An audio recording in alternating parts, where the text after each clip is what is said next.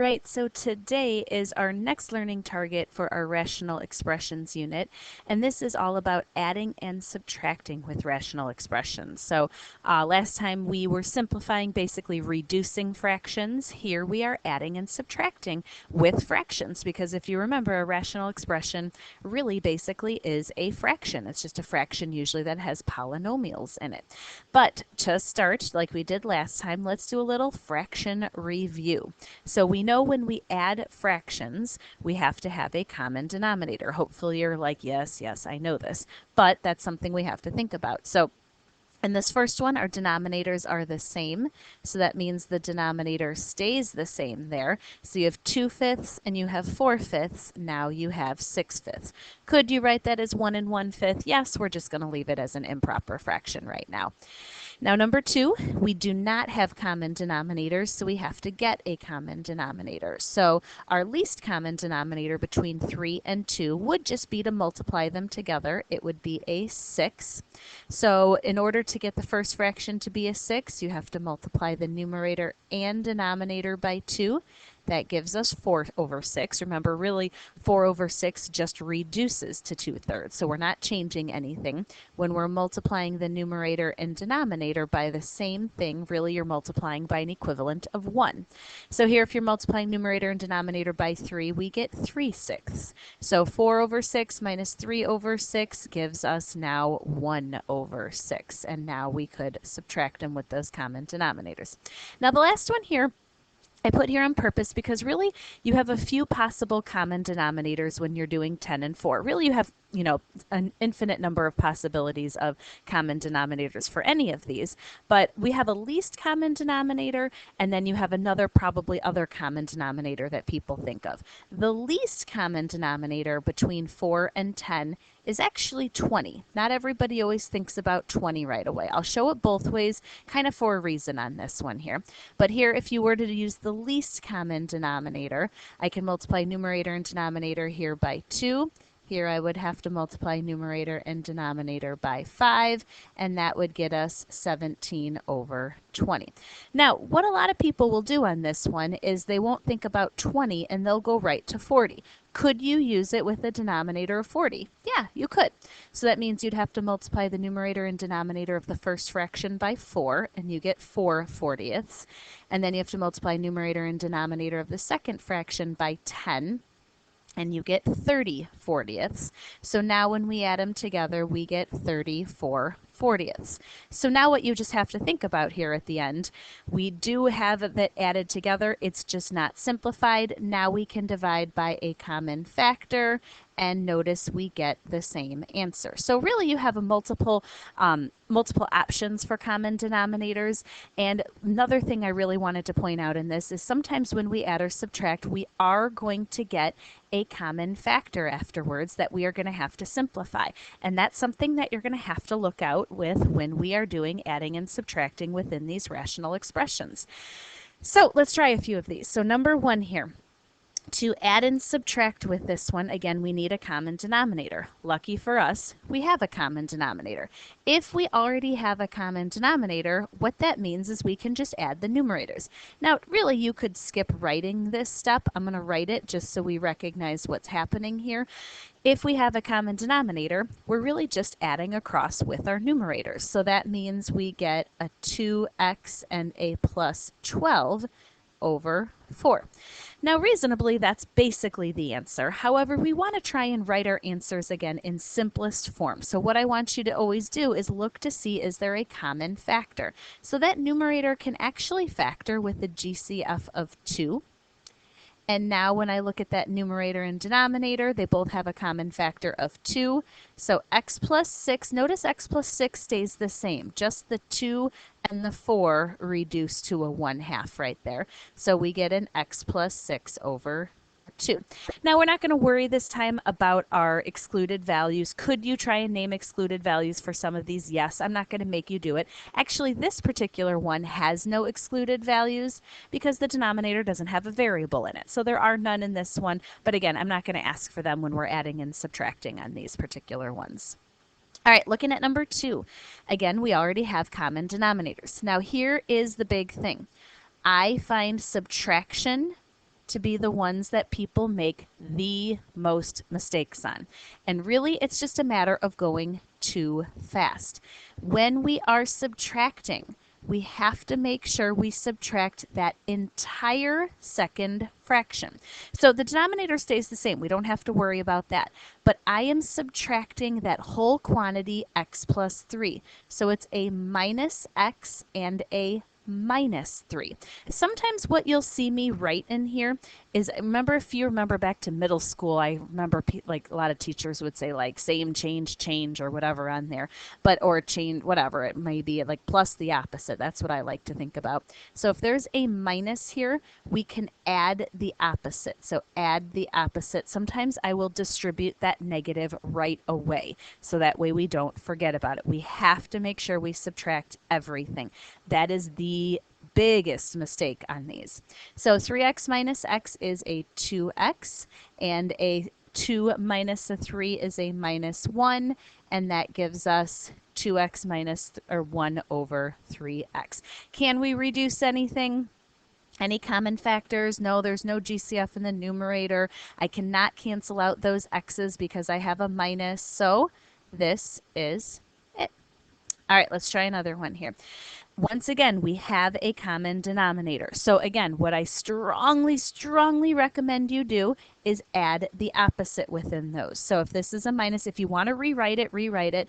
But again, I know a lot of you like to shortcut things, but I really recommend add the opposite here. So that means I'm going to be doing a 6x and a minus 4x. That gives us 2x. The biggest mistake is usually in that second number. So again, that gives us a 7, and now it's a plus 3. So that's a plus 10 right there. Again, we're distributing that negative. So the denominator is a common denominator of x plus 5. Once again, you want to make sure you see if you can factor anything. There's a GCF in that numerator right there. And look at that, the x plus 5's cancel. And really this whole thing just ends up being 2. Now, if you were going to be really looking at it, there are excluded value, or there is an excluded value of negative 5. So x couldn't be negative 5. But again, we're not going to worry about that. Just something to kind of think about for the future within those. All right, last one of these that already have a common denominator. So again, we're going to add across that numerator. When you're adding, usually not as big of a deal there. Usually people are pretty good at that. So we get a 5x and a plus 5 in the denominator. Again, stays the same. But again, we want to see if things can factor. Not everything is always going to factor. Some of these easy ones especially will, but once they get a little more complicated, not everything will factor. And even if things factor, not everything cancels. It has something that would cancel. So the x plus 1 divided by x plus 1 gives us 1, and we get 5 over x minus 3. All right, so all of those were, I would say, relatively easy because they had a common denominator. What if they don't have a common denominator? So we will obviously have to get a common denominator. So these right here are numerical denominators. So hopefully not too bad. We can think between a 3 and a 2. We did one like that in the review. Our common denominator we're gonna want to use probably is the 6. So that means I'm going to have to multiply this fraction by a 2. But again, you're going to have to multiply everything in that numerator then by 2. So that means I'm going to be doing 2 times the x plus 2. That gives us 2x plus 4. And then over here on this side, I'm going to have to multiply by 3. And again, we have to multiply everything. So that gives us a 6x minus 12. Now, sometimes what I see people wanting to do is I see people wanting to cross cancel and like cancel something, for example, down here and up here. You cannot reduce any of those. You can't do that. Again, that's because there's a plus in there. You cannot reduce anything. And sometimes I see people wanting to factor this numerator as like a 3 and a 2x minus 4 and the denominator is 6 and cancel. Really, that would just bring us back to the original problem. So there's no point in that. What you're actually doing by multiplying this numerator and denominator by something is you're adding in like an extra factor. But we need that because now we have a common denominator and now we can add them. So we get an 8x and a minus 8 here over 6. Now again, we want to make sure if we can reduce anything we want to. So this numerator has a GCF of 8. That leaves me with an x minus 1. And now this 8 and this 6 can reduce. Doesn't totally cancel out, but we can divide them both by 2 and we get a 4 over 3. So that gives us a 4 and an x minus 1 over 3, and that is our simplified answer. Let's try another one here. All right, we've got a subtraction, so we want to make sure we're really, really careful with that.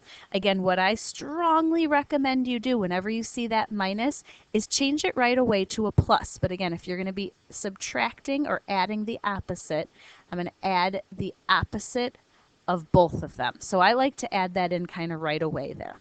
Okay, now let's think about common denominators. Now with a 4 and a 6, could you use 24? Yes. However, instead of using 24, the least common denominator would actually be a 12. So I'm going to use 12 in this one. So that means I'm going to multiply this by 2 and this by 2. So we're going to distribute and get a 2x plus 8. Here I'm going to multiply by a 3. And again, I'm going to take that new ones where I changed the signs and multiply by a 3. So that's a negative 3x. Notice a plus 9 right there. Again, I always like to try and rewrite that right away. Change it to a plus. It makes our problem so much easier. So 2x minus 3x, we get a negative 1x plus a 17 all over 12. Is there anything I can factor with this? No, I mean I could factor out a negative 1 in the numerator, but you don't need to. This is it. That's our final simplified answer.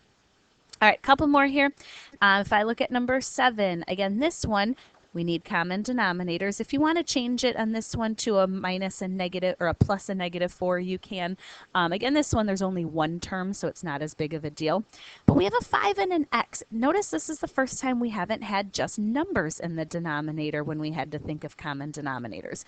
But if you go back and look at how we did a lot of these, when I had a denominator of a 3 and a 2, to get a common denominator, I just multiplied them. If we went up to our original problems up here, again, a 3 and a 2, I multiplied them. A 10 and a 4, I could even multiply those and get a common denominator. So that means when I have a 5 and an x, my common denominator can be 5x. That means I need to multiply this by 5. I don't know why I did the second one first, but I did. That gives us a minus 20. And this one by x. That gives us a 3x squared. Again, if you did a minus and negative, you could, or the plus the opposite right there, we got a plus negative 20, same thing. So we get a 3x squared minus 20 over 5x. Again, you want to check to see, are there any like terms or any common factors that can reduce on this one? There's no GCF in that numerator, so nope, nothing we can do. That is it. All right, number 8, we have an x plus 1 and an x plus 2. What I find a lot of people want to do is well, what if I just added 1 to both of those and made that an x plus 2? Would that work? No, it does not work on this one. Again, if you add 1, that changes the problem. Multiplying the numerator and denominator by 1 does not change it. Multiplying by 1 doesn't change a number, but adding 1 does change a number. So you can't just add something. So x plus 1 and x plus 2 are two totally different denominators. So that means my common denominator is actually just both of them. So we need a fraction for both of these that's going to have x plus 1 and x plus 2 in that denominator. So that means this first fraction, I'm going to have to multiply both the numerator and denominator by an x plus 2. We distribute and we get a 2x plus 4. And then in the second fraction, I'm going to have to multiply both of those by an x plus 1, and that gives us 3x plus 3. Now that we have a common denominator, now I can add across. That gives us a 5x plus 7. And then in the denominator, x plus, that's supposed to say x plus 1 and x plus 2. Now looking in that numerator, the 5x plus 7, there's nothing I can factor with that one. So Nothing else I can do. Now, could you multiply the x plus 1 and the x plus 2 back together? Sure, I'm not going to make you. I'm going to say you can go ahead and leave it in factored form. That's it. All right, last two, same idea. So I have an x and an x minus 3. Again, you cannot turn an x into an x minus 3 and vice versa. So that means our common denominator is just both of them. So that means this first fraction, I'm going to have to multiply by an x minus 3. That gives us a 6x minus 18. Here I'm going to have to multiply by just an x. So that gives me a 2x over the x over x times x minus 3. So now we add across the top. That gives us an 8x. Oops, sorry, minus 18. I don't know why I did a parentheses there. Minus 18. And then we get an x and an x minus 3. Now that numerator does factor. There is a greatest common factor here of 2. That gives us a 4x minus 9 over x times x minus 3. Now, did factoring that help us any? No, but I like it a lot of times in factored form. If you didn't factor that numerator, you would want to factor it to check it. But again, both of these answers I would take because reasonably speaking, nothing reduces on that. Nothing can cancel. Nothing can simplify with that. All right, last one. So again, here I have an x minus 3 and an x plus 3. Now they are very close, but they are not the same. So your common denominator is going to have to be both of them. Those are two distinct denominators, so you can't turn one into the other. Now, you'll notice I left kind of a space in between here. I am going to add the opposite, which means really I'm going to have a plus right here when I'm doing this. So this fraction needs an x minus 3, and this fraction needs an x plus 3. Okay, so when we multiply this, in the numerator we have two binomials. I'm going to have to multiply those out. We get an x squared plus 1x plus 3x, so that's going to be a plus 4x plus 3. In the second part here, we're going to distribute that negative 2, so it's a negative 2x and a plus 6 here.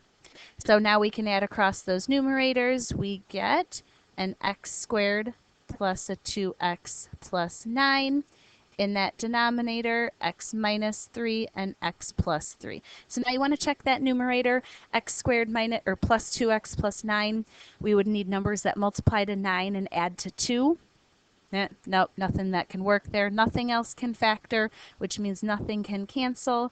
That is our answer. Again, you could multiply out that denominator, but really I'm going to say go ahead and leave it in factored form. All right, try these on your own and see how you do. Bye, guys.